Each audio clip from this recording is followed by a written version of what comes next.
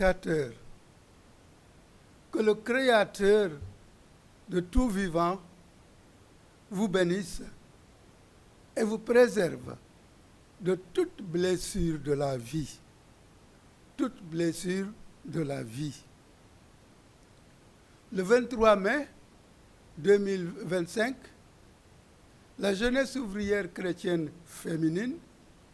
et le Conseil d'appui aux employés de maison ont organisé à Pékin une très grande sensibilisation.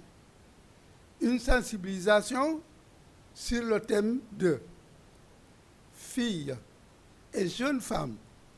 face aux blessures de la vie, cultivons la vigilance active. La vigilance active. Le conférencier nous a développé ce thème-là. Rappelons que ces deux entités de l'Église catholique, jeunesse ouvrière chrétienne, conseil d'appui d'employés de maison, ces deux entités ont pour mission la sauvegarde de toute vie humaine, de toute vie humaine. Oui, toute vie humaine, quelle que soit la catégorie de la personne, quelle que soit son obéissance religieuse. Leur but, rendre aux filles et aux jeunes femmes leur dignité d'enfant de Dieu. Oui, elles sont créées, comme nous tous, créées à l'image et à la ressemblance de Dieu. Nous allons suivre cette conférence riche qui touche vraiment la vie des filles et jeunes femmes dans le Sénégal d'aujourd'hui et peut-être dans tout le monde. C'est tout en wolof, c'est le bénéfice. Suivons le père Bertrand Diémé.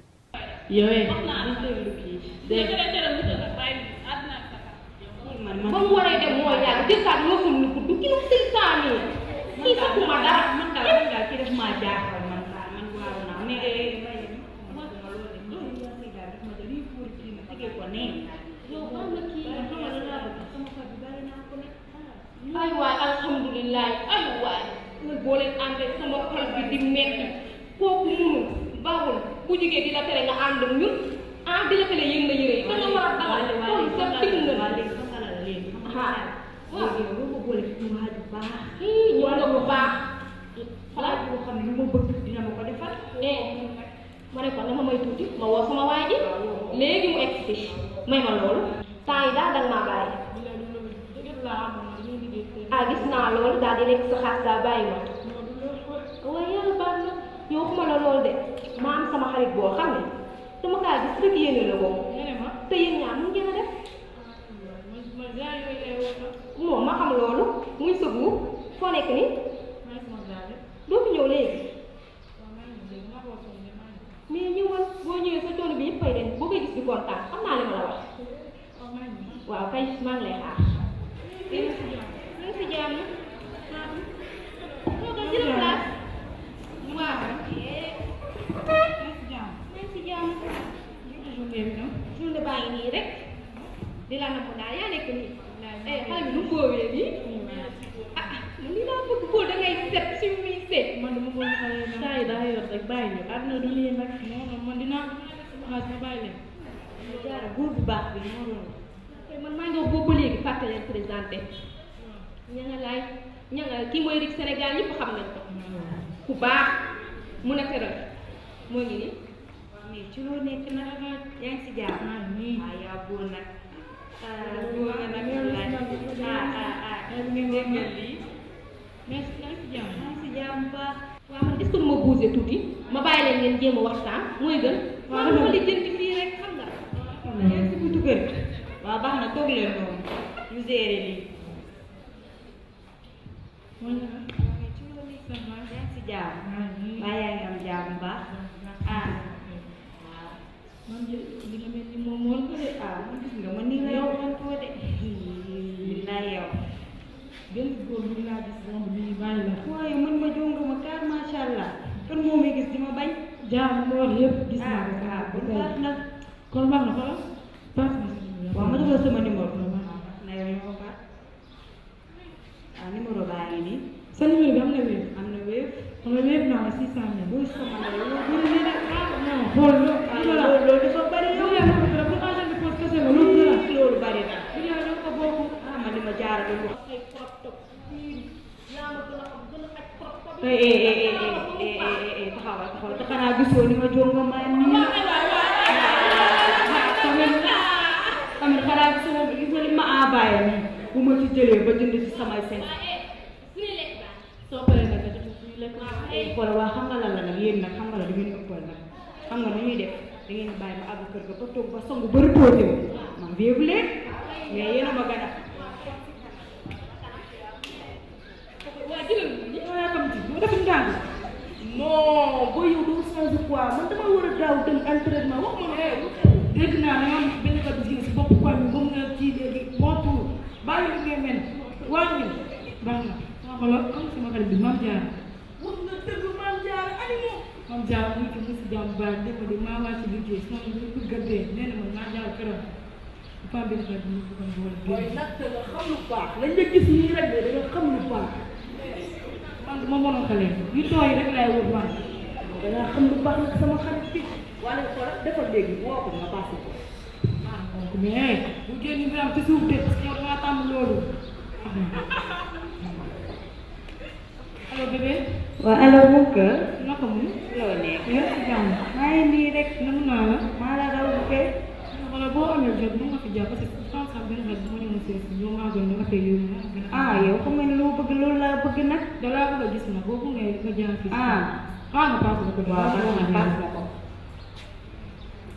allo waaw allo sama jëkkër ji waa dégg yaa suñu jabar ji nag saa waale xaw ma foo ko dugal mais sori na dégg bàyyi li ngay wax nag sama jabar ji sama jabar bàyyi li ngay wax nag yow tamit ma ne ko faaw nga woo ko nag nga paas ma ko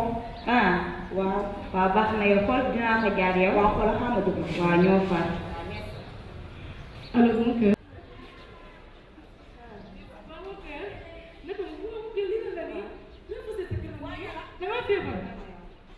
yow maa ngi la woo ba sonn xam nga li nga def moo tax ma woo la ba sonn jëloo ma ne bu ma wax bébé laa la wax yow jàmm nga de tereetul rek jàmm wala sa xarit bi lu mu def moom mu ni carrément du toroxal jigéen daf ma toroxal tey xam nga lu mu def xam nga la def jour ba nga ñëwee ba bàyyi fii mu toroxal ma ëmbal ma def la jëf ji mu ma def non boo yaay def fa yàgg nag non c'est pas possible mooy la ko ni yëpp ñàkk de duguma ko na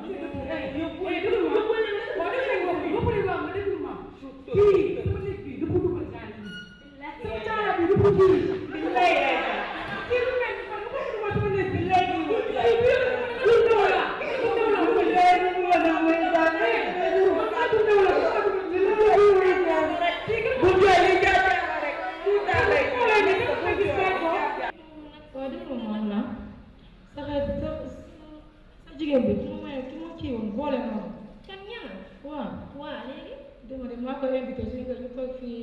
affaire yooyu daal ma loolu léegi daal ngeen gisante woon daal waaw dañu gisante woon nga loolu baax na ñu dund seen bëggee daal waaw mooy waaw loolu lu neex la mais wax ma loolu waaw dañoo doon kii rek daal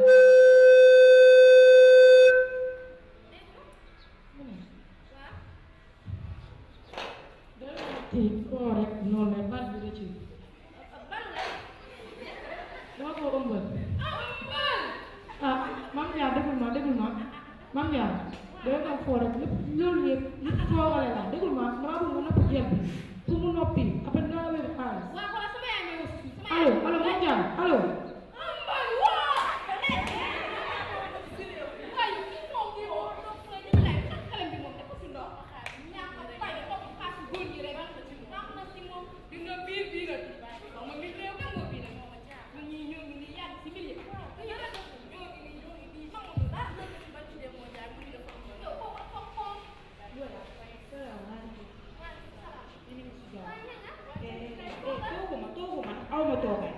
tooguma nag aw ma toogaay yéen ñaar yéen ay jàmm yéen ay traité xamoo lu ngeen def yéen ñaa ñi xamoo li ngeen def man li ma daa ma doon wax gëm naa ko tey ni ko yéen ay jaam ngeen ay tereetu ngeen ma topp leen topp sama bakku baxe topp leen ngeen ñu def ma jëf ju ñaaw yi ma def yéen a bon yéen a yéen may ma loolu yow boo ñu toppee ba dugg ci nga warul dugg lu sunu yoon ah xamoo li sa yoon ñàkk a fayda waye bi bëggoo dil la ah nekk léegi nga ëmb nag nga ñëw leen ñu koy ji billaahi yéen a bon ñu nekk ci milieu bi xoolal musuma am biir billaahi yéen a bon yéen ay jaam billaahi yéen a yéen moom bi man ngeen ngeen wax yow yow seytaane yow yow ba ma kii xam comme ni baaxoo léegi seytaane yow ay jaam ngeen tere ñoo tay doon rek waaye dina leen tay jël moom la ngeen jël ci biir ay jaam génn leen kër gi ci biir yow dama war a yéen ay jaam yu bon yéen ay di remercier tamit ñëpp ñi leen di encadrer ñi nga xam ne jox nañu seen temps ak seen lépp lu ñu mën ngir may leen yéen ñi nga xam ne yéen a nekk ci formation bi ngeen am yéen tamit benn formation bu mat di remercier tamit seen enseignants yëpp parce que du yéen rek du ñoom ñii ñi fi teew rek enseignants yi ñi nga xam ne ñooy xëy saay su ne di ñëw ci yéen ndax mën leen jox li ngeen xam ne moom la ñu am di remercier aussi seen parents yi yéen seen parents yi ba ñu demee am xalaat ne ci formation bi lañ leen di dugal ndax ngeen am dara ci seen dund di leen remercier yéen ci seen bopp ci li ngeen accepté nekk ci formation bi te di leen di ñaax di leen di ñaan ngeen dëggu ci te ngeen am attention bu mët parce que fu ñu ne nii ci jamono bi ñu ne nii amul dara lu tuuti lépp mët lépp baax pourvu que li ñuy def ñu def ko te mu amal ñu njëriñ amal société bi njëriñ amal suñu njaboot yi tamit njëriñ di rafetlu bu baax a baax thème bi ngeen jël filles et jeunes femmes face aux blessures de la vie cultivons la vigilance active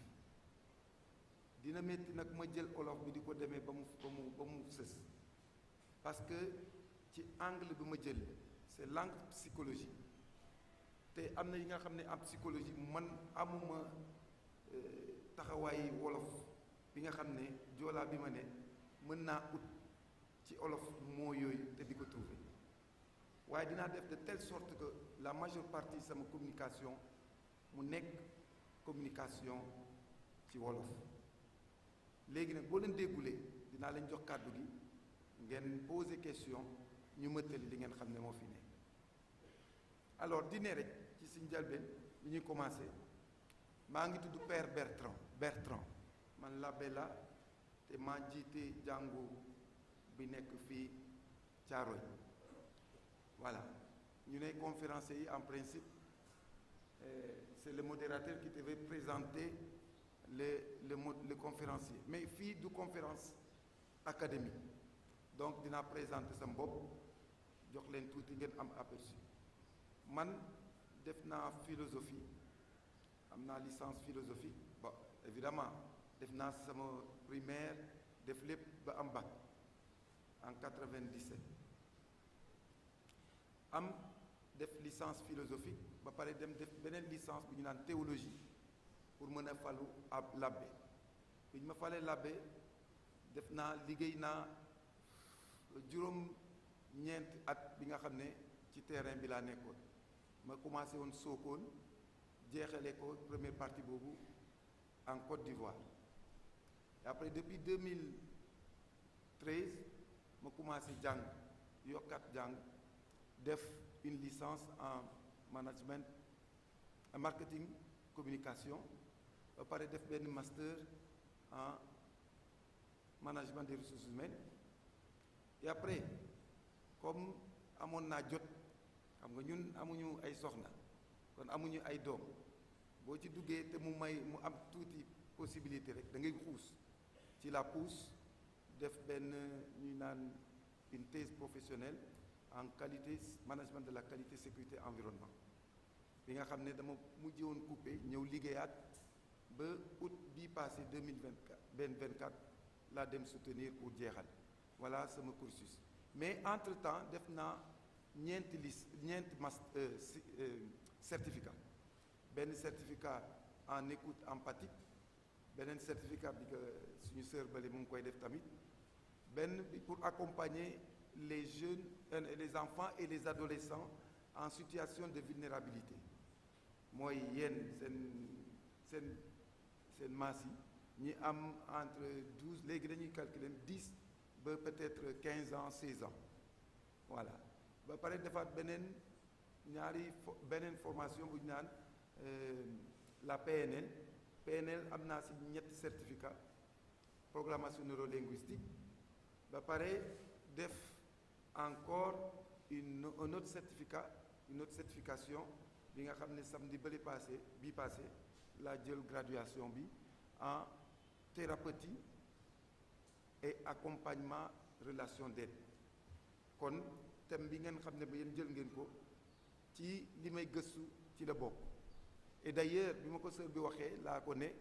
maa ngi doon xalaat ci benn livre bi nga xam ne j'ai réfléchi sur les blessures les types de blessures léegi nag dama koy accentuer rek ci seen li ngeen jox dinaa dellu si bu baax a baax ci sketch bi ñu door a commencé gis ni bu ñu jeexal gis ni seetaan ni parce que il y a beaucoup de sujets yi nga xam ne mu ngi ci te véhiculé yéen a ngi reetaan te romb na leen comme ni mu leen rombee sax su ma jëloon micro bi dama ne woon damay jóg mais comme caméra yaa ngi fi du ma mën a jóg je suis obligé de m'asseoir mais je suis pas habitué à faire des conférences en étant assis man damay jóg di waxtaan waaw mais tey moom damay toog ci sama sées mën a waxtaan ak yéen di ne rek jigéen ak jànq ak jigéen surtout les jeunes ñoom am nañu ay défi xaw ma naka lañ koy waxee ci wolof ngeen baal défi waaw xam ngeen luy défi waaw xam ngeen ko boo leen ko xamulee di ngeen ko xam bu ñu ak jógee fii ñu laajte défi bi ak blessure ñaar yooyu ci nit ku ne dafay am boo leen jógee tey yéen a ngi dem formation non pour def lan pour mën a tekki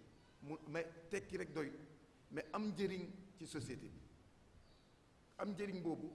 di ngeen am li ngeen xam ne moom di ngeen ko fekk ci seen yoon bi ci seen jaar-jaar bi loolu amul nit ki nga xam ne dem na ba judd na ba génn àdduna te amul défi yooyu loolu moom ak nu mu mënta am il faut que défi yooyu ñëw léegi nag buy dundee défi yooyu dina ci am ay blessure mooy li nga xam ne dal na la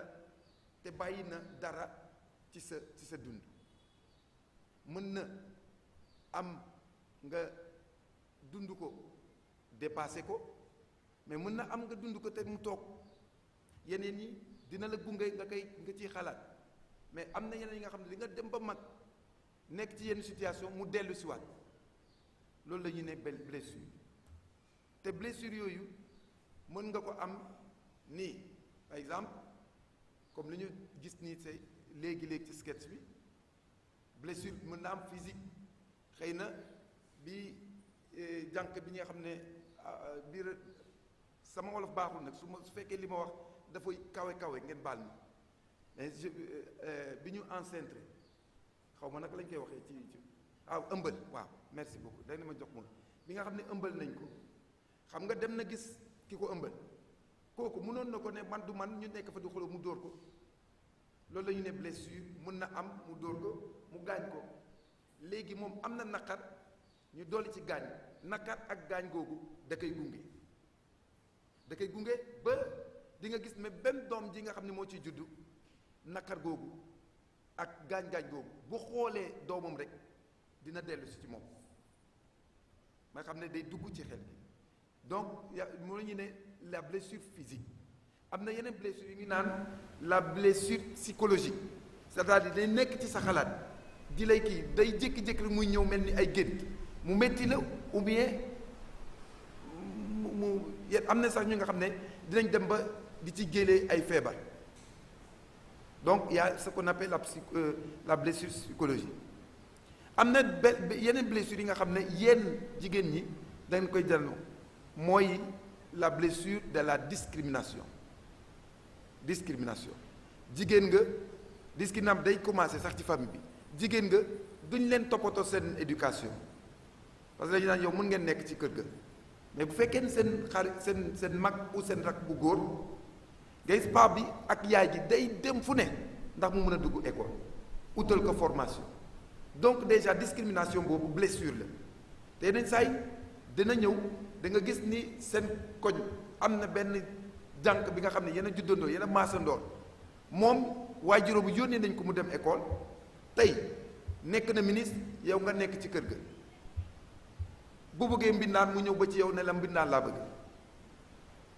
boo koy xool noonu mën na am blessure parce que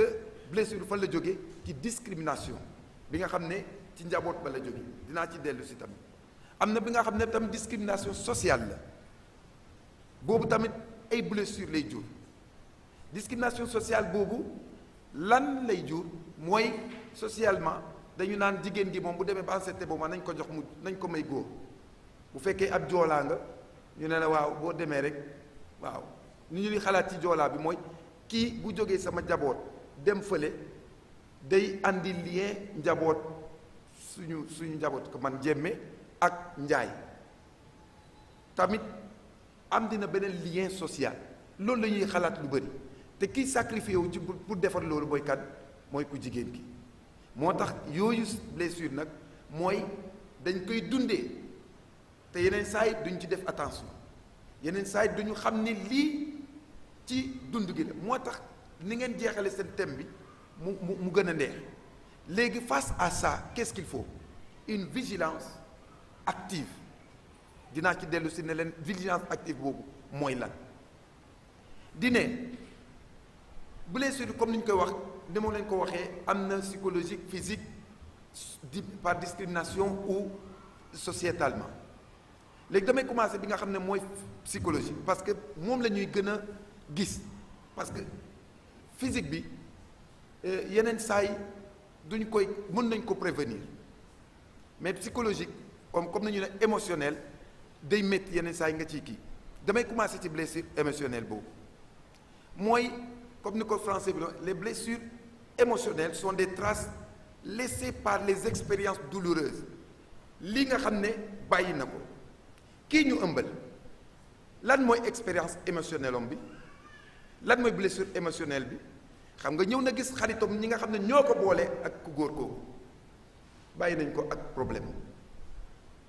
du point de vue émotionnel psychologique dem na ba di jooy lu mu jooy mooy ñii rëccu na lu tax mu xam leen lu ko dal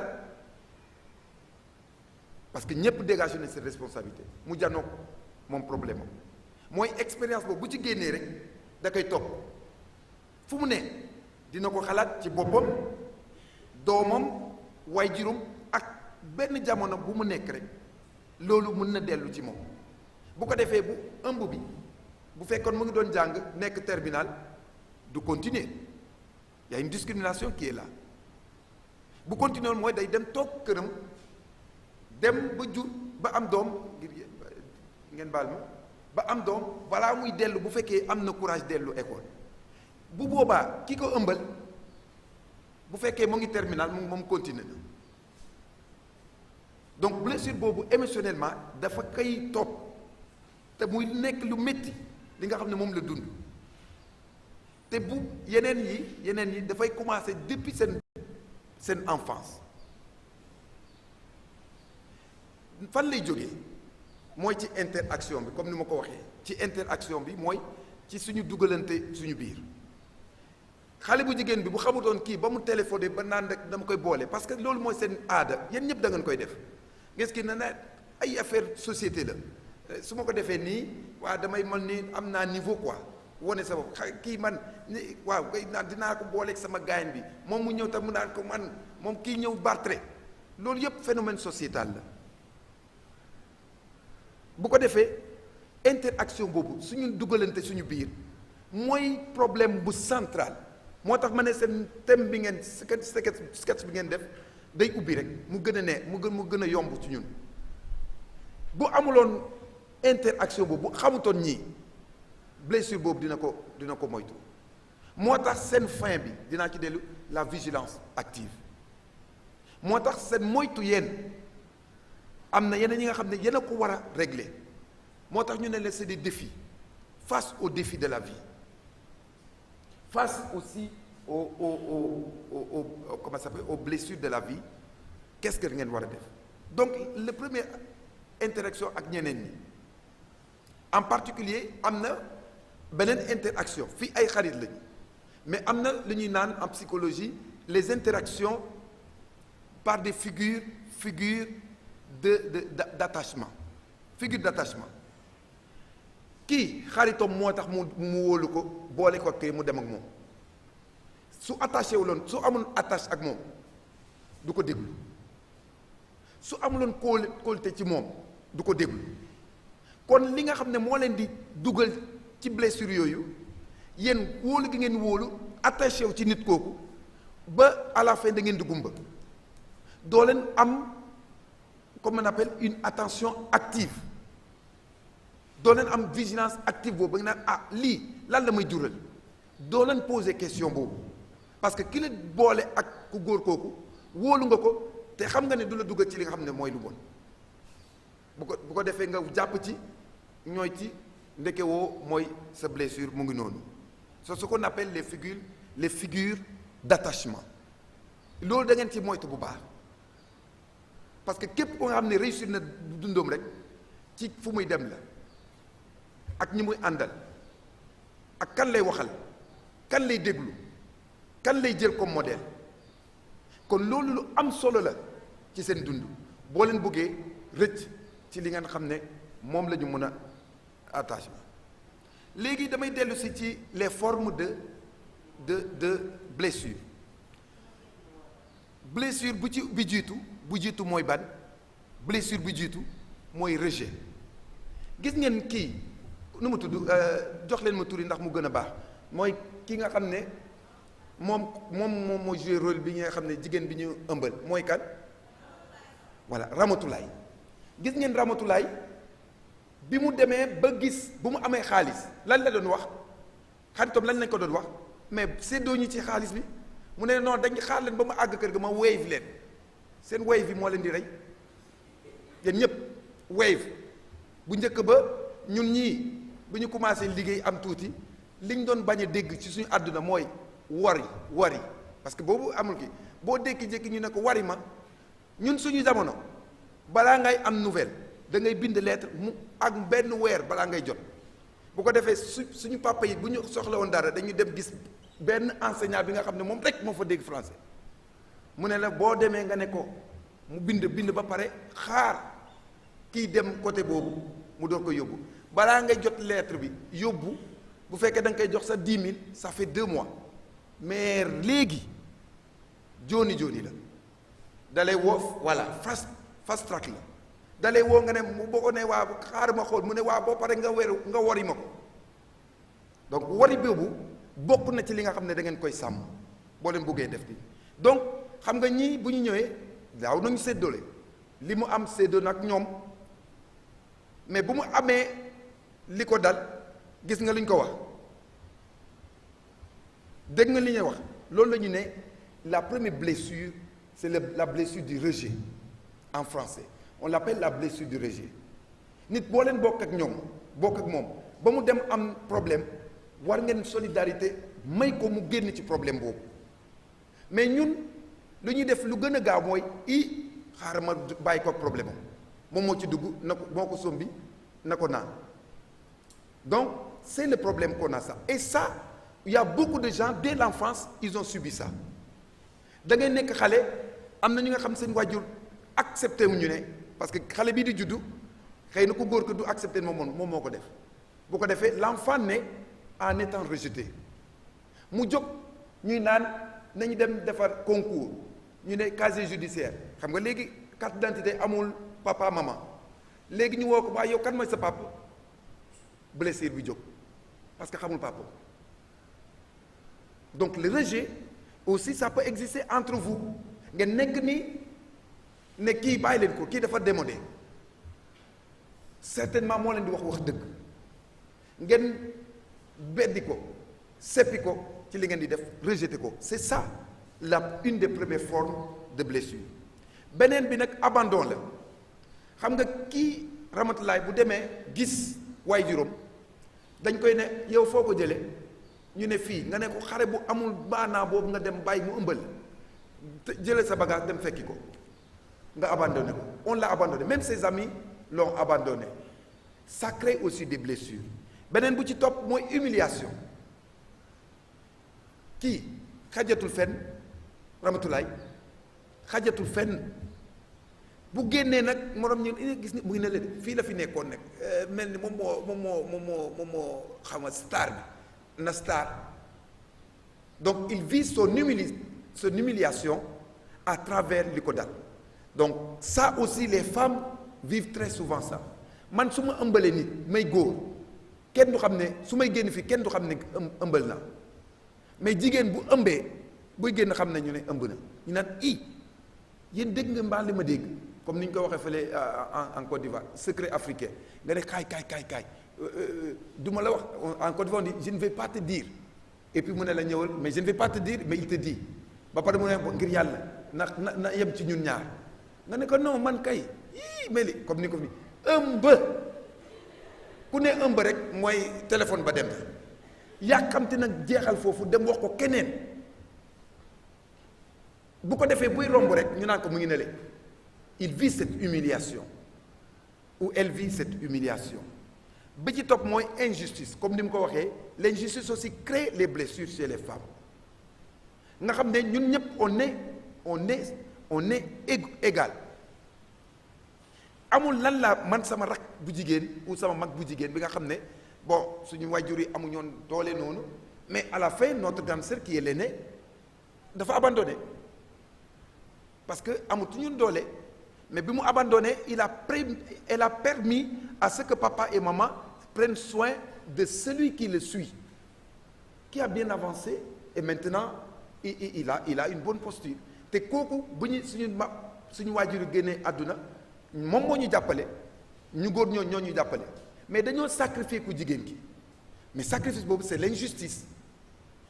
ban jigéen moom bëggul nekk présidente de la République ban jigéen moo bëggul nekk ministre professeur d'université mu am li nga xam ne bu xëyee xool lan moo nekk ci compte-am bu na def dépense en fonction de son compte mais non on vous a sacrifié bu ko defee yéen da ngeen di dem di tàllal googu moo tax nag kii ñëw ak 100 millions mi am Ramatulaay parce que ku góor kooku bu amatoon xaalis bi nga xam ne dafa jënd ñépp ñi nekk ci wetom kon du ko am mais comme yéen da ngeen ñàkk amu leen dañ leen teg ci benn situation donc vous êtes obligé d'accepter les offres des hommes bi ñi nga xam ne ñoo leen dugalaat encore ci yooyu jamono. Donc je reviens les formes de rejet de blessure ça peut naître à partir des rejets, ça peut naître à partir de l'abandon, ça peut être aussi à partir de la trahison parce que Ramatulaay xaritam dañ ko trahir elles n'ont pas été solidaires te loolu da ngeen koy moytu yéen jigéen ñi yéen a ci gën a aay trahir seen mborom moom dafa gaaw lu tax ñuy trahir parce que dañooy nekk di dund ci intérêt jusqu'à créer les blessures chez les autres. Je vais revenir maintenant ci forme ce qu'on appelle les figures d'attachement ñi nga xam ne dañ leen di yaakaar bàyyi leen lépp te foofu la blessure yi di jóge les figures d'attachement yi ci jiitu mooy benn les parents yi ñoom ci ñoom la ñu juddoo kon ñun confiance bu ñu am ak suñu papa ak suñu yaay dafa bëri donc les parents doivent comprendre dañu war a xam ni suñu rôle dañ ko war a jouer ba mu mat te waruñu def de telle sorte qu'il y ait injustice à l'intérieur de la famille ne ki góor la moom moo war a continuer kii jigéen la na xaar lu tax jigéen gi di xaar non les parents aussi doivent faire attention pour ne pas faire naître des blessures à l'intérieur de la vie des gens. Beneen forme bi nga xam ne forme d'attachement mooy l'éducation les éducateurs gis nga boo leen amee éducateur mu mel ñii bu ñu leen joxlee inspiration ba ngeen mën a roy ci ñoom rek seen réussite dina des ñun ñëpp ku ne. Moi j'ai fait philosophie pourquoi? Parce que j'ai été marqué par une femme qui nga xam ne moo nekkoon sama professeur de philosophie benn at rek la may jëloo la ma yoroon madame Kassé que j'honore toujours saa su ma ne daf ñoo marqué tellement par sa profondeur avec sérénité daawul raté du manqué te dafa doo ko yëpp mais da lay jox boo amee attention ci moom rek da lay dimbale nga dem. C'est comme ça qu'on est parti prendre être orienté en philosophie grâce à Kate. Donc l'éducateur dafa war a nekk xam ne ñi may jàngal ci man la ñuy roy d'abord la figure d'attachement boo mooyee rek di nga andi ay blessures ci ñi nga jàngal boo ko defee di nga gis benn élève mu naan comme ñun fële man mat bëgguma ko lu tax parce que prof bi laa bëggu parce que moo tax la figure d'attache c'est important pour prévenir ce qu'on appelle les cas de blessure yeneen ñi ci des mooy les proches gis ngeen Ramatulaay ak xarito mi dafa war a boo la nekkee ci xaritoo da ngeen war a am sàmm kóllëre léegi ñun sénégalais yi loolu defatu ko ñoom muy dara war sa xarit sa morom sax defuñu ko muy dara mais il faut qu'on fasse attention sur ce que nous appelons les proches yow bu ma la jegee rek war nga xam ne am na li may xaar ci yow et yow tamit li ngay xaar ci man te loolu dañ ko war a sàmm ba dara du ci ñagas alors attachement yi nag bu fekkee ñu ngi koy defar quel que soit muy nekk parent mu nekk éducateur ou bien kenn ki nga xam ne mag la ci koñ gi ou bien mu nekk des proches yépp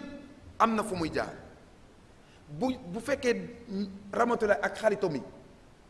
dem nañ ba déggoo ba ñuy woote seen gars yi seen copains yi c'est que il y a une sécurité que tout le monde cherche dans les attachements su ma wóolee sama papa ak sama yaay sécurité laa fay kii ba bu ñu ma nee bàyyi lii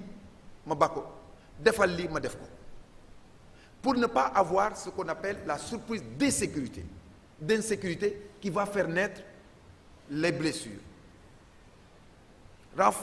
L'enfant doit recevoir ce qu'on appelle l'attention des parents pour avoir cette sécurité, pour mu am réconfort, c'est-à-dire am kóolute am doole pour am sañ-sañ di def li nga xam ne moom lañ ko santaane. beneen attachement bi lu tax ñu koy kii am na li nga xam ne buñ ci moyee rek dina jur jàngoro ou bien dina jur lu baax ou bien mu jur jàngoro léegi fii Ramatulaay ak xaritom yi amutoon sécurité parce que intérêt moo nekkoon seen biir comme amutoon sécurité li ko dal va faire naître deux choses une insécurité léegi gis ngeen ne ki nga xam ne moom lañ doon bañ sax mu janoog moom mu am attache ak moom mooy ku góor ki moom moo nekkoon son soutien final pourtant xamu ko xarit la woon rek ak ki ko ëmbal donc mais elle est partie chez ce monsieur-là pour chercher la sécurité parce que ñeneen ñi dañ ko rejeté amatul beneen sécurité donc bu sécurité boobu naawee rek day jur li ñuy naan en psychologie l'anxiété bu ko defee day nekk di xalaat muy jeex li mu yor ci biiram mën na am du sotti l'anxiété est un des éléments de blessure les plus dangereuses parce que parfois sax da ngay xalaat te doo am solution te doo gis dara bu ko defee da lay ronger à l'intérieur am na attache yu ñuy naan les attaches les figures d'attache mais ñoom c'est évitant dañ lay éviter Ramatulaay li ko dal na ko mais après xaritom yi kenn bëggul génn ak moom kenn bëggu ko jege dañ ko doon éviter alors chaque fois qu'on évite nos parents nos proches sachons que li ñu def ñu ngi def ay blessures ci ñoom. am na les attachements yi nga xam ne c'est désorganisé ça crée aussi les blessures yéen seen xalaat rek désorganisé lan nga nañu woo daje jeex na seen dund au lieu ngeen xalaat naka la ñuy def pour am dund bu sell non copain gis nga kii jëw di fii gis nga coox bi ñëw ci koñ bi léegi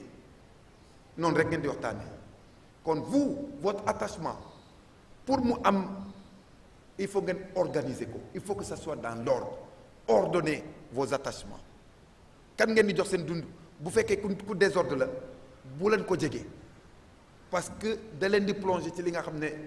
musiba la rek ngeen ci dem. Alors voilà ces attachements ce qu'on appelle les figures d'attachement yi nga xam ne boo leen koy def rek ut leen ci lu baax séntu leen li ci gën a wóor séntu leen tamit li nga xam ne demain bu ci kiyee mën nañ leen xelal ndax ngeen génn ci li nga xam ne moom ngeen am comme tolof pour ne pas installer des blessures à l'intérieur en vous. Léegi je vais revenir sur les blessures neewoon naa leen les formes il y a 5 blessures en psychologie les émotionnellement lu ñuy citer la première blessure on l'appelle le rejet comme ni mu ko waxee rejet yi mooy naan je ne me sens pas à ma place mën na àgg ci yéen ngeen ñëw di def formation bi ngeen di def nga ne man daal fii daal neexuma kan moo mësul wax loolu ci liñ koy wax pour mu def demal jàng mu ne na man jàng bi moo neexuma man couture moo ma neex. Vous ne choisissez pas, vous ne devez pas choisir ce que vous faites. Sinon, quand on a la possibilité de vous orienter, surtout bu ñu leen nee ñëwal def lii parce que ku leen di ko wax daf leen dafa xalaat balaa mu leen koy wax donc viens faire la couture nga ne non man cuisine laay def d'accord nga def cuisine def ba pare ñu ne la demal sëyi parce que comme cuisine nga dem toggal sa jëf. kii def couture ñu ne couture jëlal machine bi am na benn ONG bu ñëw dañoo bëgg ñiy ñawal tenue militaire yi nga bokk ci donc ça aussi faut ngeen bàyyi ci xel les rejets c'est ça je ne suis pas à ma place toi-même tu te rejettes yow ci sa bopp yaa ngi rejeter sa bopp ou bien j'ai peur d'être ignoré waaw kaa ñu xaw ma naka laa ko mën a waxee ci kii bi kaa ñu ànd nga ne non man du ma dem foofu pourquoi parce que su ma fa demee gars yi duñ ma bàyyi xel bu ko defee doo dem te xëy na boo demee comme tey li ngeen ci jëlee fii comme causerie c'est important pour vous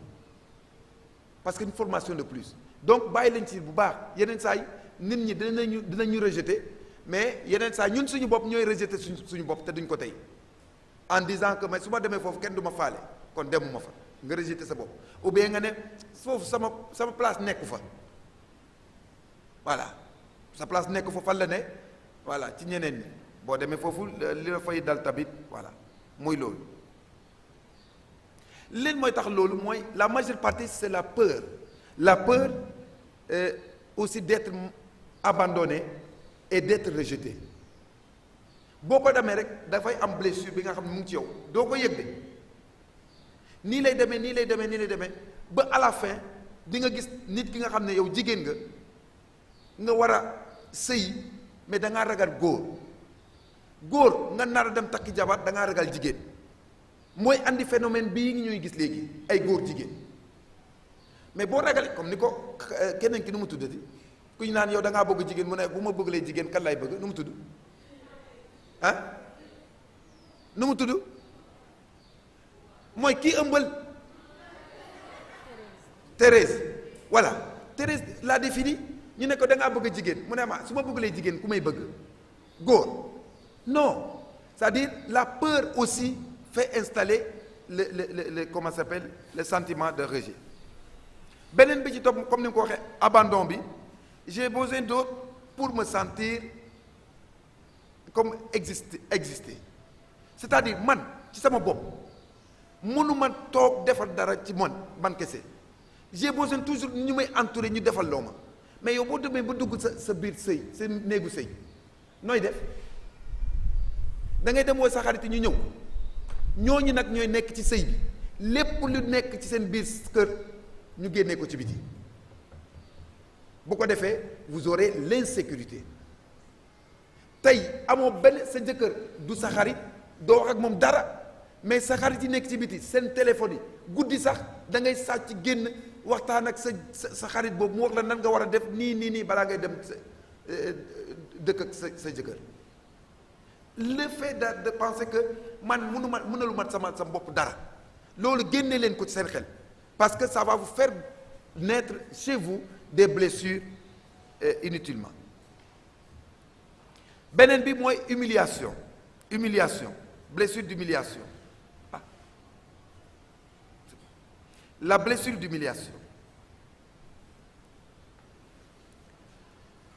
d'humiliation bi mu naka lay ne j'ai honte de moi gis ngeen bi jànq bi Ramatulaay ba mu jógee ba tourné kii ne ko mu ngi noonu de jigéen bii waay Ramatulaay bu fekkee elle n'est pas fière d'elle-même day engendrer aussi des blessures à l'intérieur d'elle kon ku nekk war na xam ne il doit avoir l'estime de soi da ngeen war a wóolu seen bopp li ma mel yàlla nii la ma defee nangu naa ko te dama koy def ba mu mët on ne discute pas avec Dieu yàlla moo xam lu tax mu def la ngeen nekk jigéen donc on assume notre féminité sinon on dit j'ai honte de moi je me sens inférieur donc si tu penses que tu es inférieur tu vas aller toujours chez les autres ñoom ñoo lay wax parce que Ramatulaay bu fekkoon dafa jóg naan yow ki nga ne am na xaalis lu tax demoo dès que Ramatulaay a accepté ça veut dire que son ami est au-dessus d'elle te neen saa da koy yóbbu fi nga xam ne fu baaxul donc il faut aimer vos personnes voilà à tes souhaits.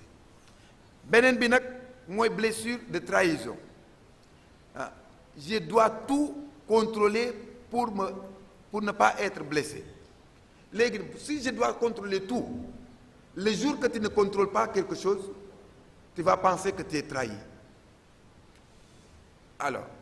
on va aller rapidement la blessure d'injustice aussi comme je l'ai dit yéen da ngeen ci dudd ñu bëri ci yéen ci boobu la ñu juddoo dañoo judd rek fekk fi l'injustice sociale malheureusement mais c'est pas quelque chose d'irréparable war ngeen mën a liggéey ba yéen fu ngeen nekk ngeen am fierté ci yéen seen bopp mooy jàpp ci formation bi ngeen am ba am ci ndam loolu il faut que impérativement que vous le compreniez. Alors je vais vite puisque il y a le temps maintenant je vais vous dire kañ la vigilance dont il est question lay commencer. On vous dit il faut une vraie attention et considérer l'éducation comme un moyen très efficace pour cette vigilance ngeen jàpp seen diine yi ku nekk musulman dafa war a nekk musulman mu mët ku nekk chrétien dafa war a nekk chrétien bu mët parce que diine bi moo ñuy complété ci lu ñu ne diine bi bàyyi noo def nañu ñu bàyyi li nga xam ne baaxul parce que c'est déjà inscrit depuis les années mu def ñu nag ñu def li nga xam ne moom la yàlla xaar ci ñun donc les gens qui veulent être vraiment vigilants faire attention nañu topp ci suñu diine yi lan la suñu diine yi wax aussi il faut yéen ci seen bopp ngeen créer des moments de soutien Ramatulaay bi mu amee li ko dal waroon na mën a xam am ay xarit yi nga xam ne ñoo koy entouré mais tous ses amis l'ont abandonné toutes ses amies il faut créer ces espaces de solidarité mais solidarité dans la vérité pas dans le mensonge. Alors pour terminer puisque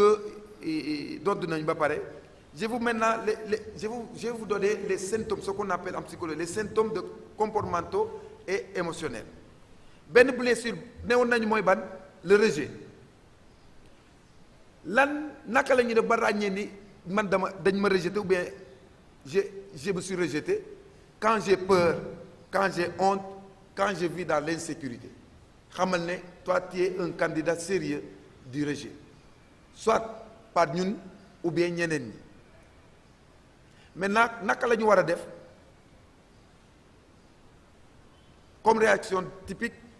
c'est yeneen saay da ngay daw ce qu'on appelle la fuite. Quand tu es rejeté tu as tendance ngay dund ci yow kese doo bëgg a ubbeeku kenn du la xamal dara doo wax dara lépp yaa koy dund sa bopp loolu baaxul donc tu vis tes blessures et boo moytulee suba jàngoro dina la dab et l'abandon aussi naka lañ koy xamee émotionnellement mooy quand tu es stressé suñ la abandonné da ngay stressé te da ngay bëgg di dépendre da ngay bëgg comme que yow gina dañ man de sama xarit daf ma abandonné looy def uti beneen xarit c'est la première des choses parce que l'homme ne peut pas être seul léegi boo duggee ci loolu rek nga xam ne yaa ngi émotionnellement yaa ngi vivre une blessure parce que xarit bu ngay jëli c'est pour montrer à l'autre que yow tu existes c'est comme yéen ngeen ànd ak seen copain mu trahir leen dem jëli keneen comme on dit en Côte d'Ivoire on va chercher bu ñu amee copain rek ñu dem ci réseaux sociaux yi Facebook voilà un vrai chéri yow comme ni nga ko wax di wax dàq sa ginaar waxal sa soxla tu n'es pas en train de parler de ton chéri mais yaa ngi wax keneen kële voilà da nga maa bàyyi am naa ku la ëpp solo loolu tamit boo leen vivre ci loolu rek xam leen ne yéen a ngi vivre dans ces blessures là alors les autres comme ni nga ko waxee j'en ai développé assez je vais vous poser quelques questions balaa ma leen di jox antenne bi est-ce que yéen mus ngeen am peur ragal ni ñi dañ leen abandonné pour c'est-à-dire faalewu ma la man nuyu naa ko tey faalewu ma est-ce que boo leen janoo ak situation yi da ngeen am tiitange si c'est oui sachez que on vous a rejeté beneen bi avez-vous du mal à être seul est-ce que yéen bi ngeen am yeneen saa nga ne léegi tey man damay nangu dem nekk seul est-ce que boobu jamono ça vous effraie si ça vous effraie aussi sachez que vous vivez l'abandon la blessure de l'abandon sans le savoir ainsi de suite ou bien yéen da ngeen di am di méfiance entre vous au besoin de vouloir contrôler c'est-à-dire kii li muy def xaaral wóoluma ko mais dama koy contrôler boo ci duggee rek yow tu ne t'occupes plus de toi tu t'occupes de l'autre et tu vas faire naître chez toi une émotion forte qui va devenir une blessure ainsi de suite voilà wasalaam maa ngi leen di gërëm lii la amoon pour ñëw waxtaan ak yéen léegi li ci des mën nañ ko mottali en 10 minutes après je vais demander que vous me libériez parce que mes étudiants à l'université m'attendent léegi bu ñu amee éducation bu baax a baax on a la possibilité ak fi nga mënta nekk réussir di nga gis kenn ki nga xam ne ministre la mais ses enfants ne sont pas bien traités rëcc na leen te ki nga xam ne moom day xëy di dem ménage pour ñu fay ko ses enfants réussissent la réussite de la vie c'est pas le diplôme la réussite de la vie c'est que nit ki la gis nga nekk ci mu mën la am yërmande ci yow dëkk ci dëgg di def lu dëggu te tamit ragal yàlla c'est ça réussir dans la vie les diplômes c'est après moi j'ai tous mes diplômes que j'ai souhaité avoir mais je ne suis pas président je ne peux plus être ministre je peux pas mais je suis capable de vous voir je te dis tu es ma fille Macky Sall ou président Diomaye ñoom ñëpp kenn mënu na duñ dajeek yéen c'est ça ma richesse parce que je peux me promener dans la rue et vous voir et vous épouser comme mes filles mais eux non alors pour dire que c'est pas le diplôme qui fait l'homme mais c'est notre caractère notre comportement et notre crainte de Dieu qui nous permet de réussir notre vie te ku ragal yàlla li ngeen wax ni yëpp lu bon lii ku ragal yàlla du ci dugg ku ragal yàlla du am benn groupe bi nga xam ne da ngeen di nas di naka la ñuy wax nas di nocci voilà nas di nocci sur seul intérêt parce que ni ñu nekkee fi yëpp amul kenn ku leen ne ci groupe bi non lu ñuy def baaxul c'est-à-dire c'est leur habitude et ñu bëri ci loolu la ñu nekk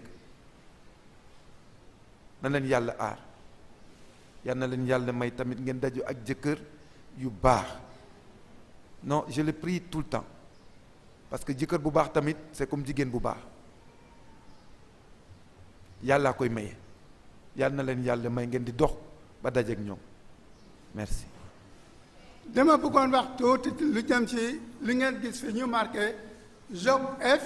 fi ñu marqué KM JOC F son but c'est dire que la vie de toute femme vaut plus que tous les diamants du monde ma waxaat ko dundu jigéen moo gën foofu jamaa àdduna si sépp moo tax kenn du ko gaañu dund yàlla bëgg ko KM son but c'est former des filles et des femmes debout. Filles et femmes debout, ça veut dire je veux que les filles et les femmes comme les hommes soient épanouies. Il nous a créés pour que nous soyons épanouis, pour que nous soyons comme lui, parce que Dieu est joie, Dieu est bonheur, il est la paix. C'est ce que les musulmans et les chrétiens disent. Yàlla buur la borom la wante jàmm kese cofeel la bu mu bindee àdduna si dafa gis ne lépp dafa baaxoon mais ñun léegi dañu constater dañu gis ne am na ay gaañ yu bari yu nekk ci suñu dund moo tax ñun ñu war a nekk nga xam ne vigilance nekkul nga di daw de abe bi wax na ko bu baax mooy nga takku liggéey ñefe ngir nga daan saytaan yi am na de ku leen wax ne saytaan yi amul lekk da leen di nax saytaan yi am na wante nag xaaj buy mataate boo ko jegul di la mat il faut ñuy def saytaan yi il faut ñu jaan yàlla mu daqal ñu aussi saytaan yi alors léegi dama bëgg a woo ñaari fii benn waa Parcelles ak benn waa Pikine on va prier ensemble. Je remercie tous les acteurs.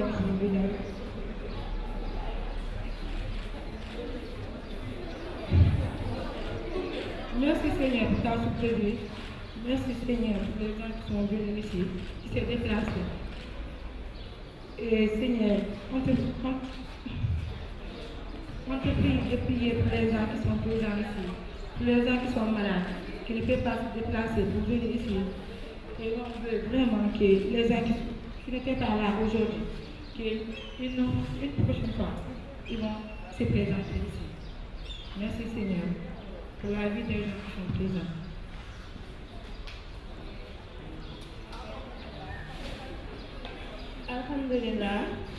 alhamdulillah ñu ngi sant yàlla bu baax jaam bu nekk war nga saa boo xëyee sant yàlla ndax am na ñu ñu tane am na ñoo xam ñu ngi tëdd si lalu hôpital yi yàlla leen yàlla may tam yàlla sàmm ñu aar musal ñu si xet ak seytaane yàlla def ñu ay magum kon nii ñoo ngi leen di sant aussi di leen gërëm merci beaucoup yàlla leen yàlla may gudd fan ak wér gi yaram ñu yàgg koo féete ay ati at yàlla may ñu diplôme yu baax te mu nekk lu gën si ñun. merci beaucoup yéen ñëpp ñun ñëpp yàlla taxaw kenn ku nekk ci ñun taxaw njabootam taxaw suñu Sénégal